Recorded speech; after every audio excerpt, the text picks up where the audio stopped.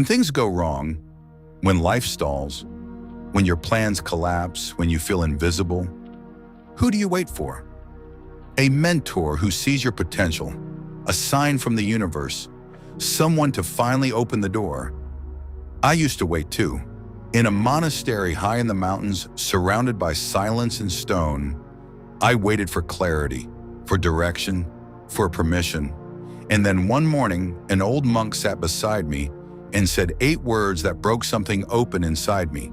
He said, "No one is coming, that is the gift." There is a quiet epidemic no one talks about. It has no name, no diagnosis, no prescription, but it is stealing lives every single day. It is the habit of waiting. We wait for the right moment, the right circumstances. We wait for someone to believe in us before we believe in ourselves. We wait for a sign before we take the first step. The ancient texts I studied in the monastery describe this as the sleeping mind, the part of us that would rather remain in comfortable uncertainty than face the discomfort of full responsibility. Because here is what the sleeping mind knows. If someone else is supposed to save you, then it is not your fault if you are not saved. If the timing is the problem, you do not have to be the solution. Waiting is the most sophisticated form of self-protection we have ever invented, and it costs us everything. When I was young, there was a student at the monastery, brilliant, disciplined, the kind of mind that understood everything instantly. For 3 years, he studied harder than anyone.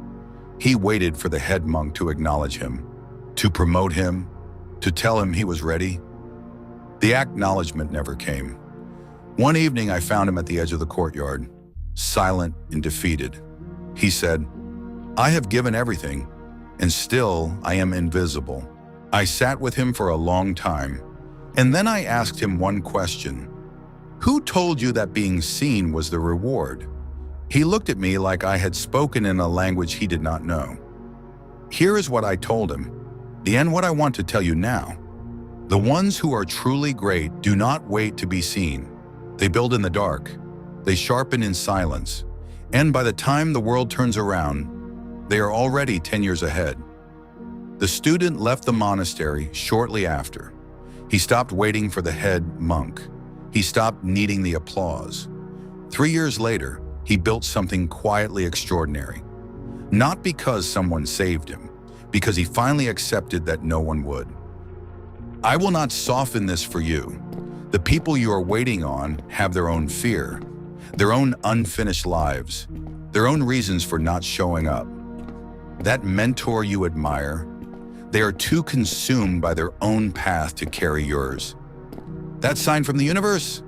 The universe has already given you the sign. You are here. You are breathing. You are still searching. That is the sign. The door you are waiting for someone to open. There is no door.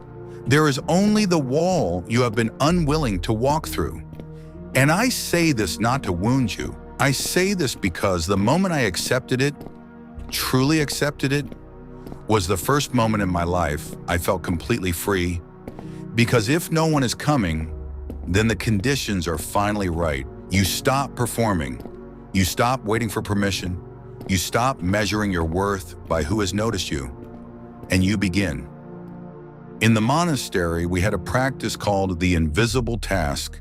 Every day you were assigned one work that no one would ever know about. No record, no praise, no acknowledgement.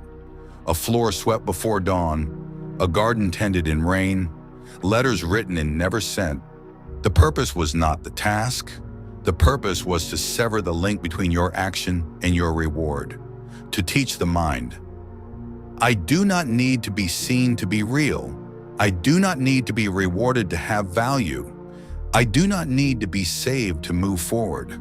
That is the practice I give to you today.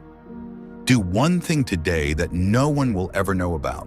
Not for them, not for the algorithm, not for the validation, just because you chose to. And notice how it feels to act without waiting for an answer. Nobody is coming to save you. Not today, not tomorrow, not when you are finally ready, but you You have always been capable of saving yourself. You just needed to stop waiting long enough to find out.